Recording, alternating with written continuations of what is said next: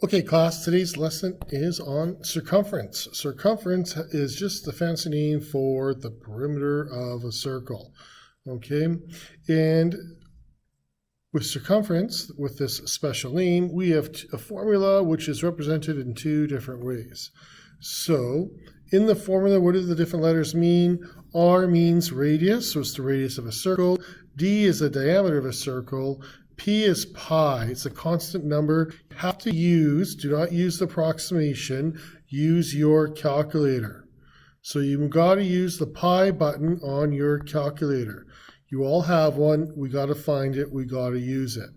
Now, if you really can't find it, you just got to use a ton of decimals and you're okay. If you use 3.14, guess what? That will be wrong. Do not just use 3.14. You must use more decimals. With circles, this is an important part right here. The diameter is twice, the radius is half. So just to review here with that, if you have the radius, it is the diameter divided by 2.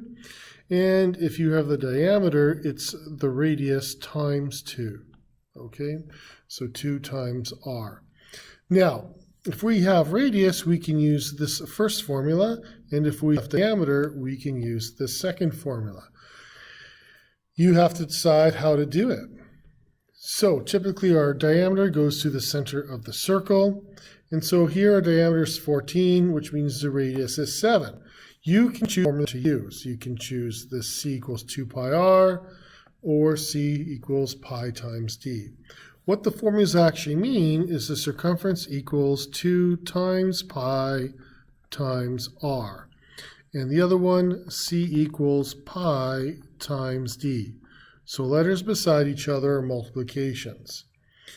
Going back to our example, okay, if we use the radius as 7, we substitute that into the r location.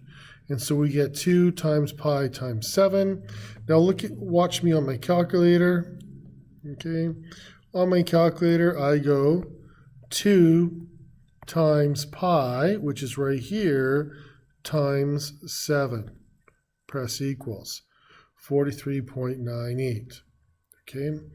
For the next question, I would then substitute in 14 for diameter and multiply it by pi. So I go pi times 14 equal. And that's the exact same answer. Again, use the pi button on your calculator. Okay, if you have difficulty finding it, ask your teacher, or you can Google it by typing in the model of your calculator. All right. Good. So really what does it find is that actually is finding the distance around the outside of the circle. That is circumference. And the only way to do that is to measure it with like a string or use your calculations. So a couple of questions here then. Radius here. Okay, so the diameter divided by 2. So if we have a straight line, that would be your diameter. When you have a straight line like that, that is your diameter.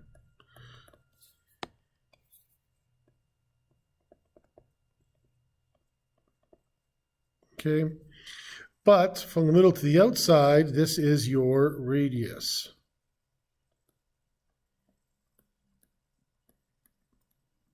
Okay, so again, you can do this question both ways, whichever one you want. Okay, so you have to find the radius. If you find the radius, you can use this question, but you can also double check diameter. You can do it that way. So you're finding it both ways. Good. What's the circumference? So again, you write down your formula. Because it's radius, you want to use the formula with the r. Good. Next question. Again, you're given the radius. Okay. 22. So 22 goes in for r. And then you do your multiplications. Now it says, how many whole cakes can she do? So first of all, 4.6 meters, you got to turn that into centimeters, and then you can divide by the circumference of the cake, okay? And then you can see. Now the question again is whole cakes, so it's got to be a whole number. So for example, if you ended up with, say, 3.1, well, that's 3 whole cakes.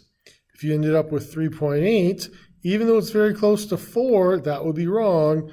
It should be 3. So you got to look for whole numbers. Ignore your decimals altogether.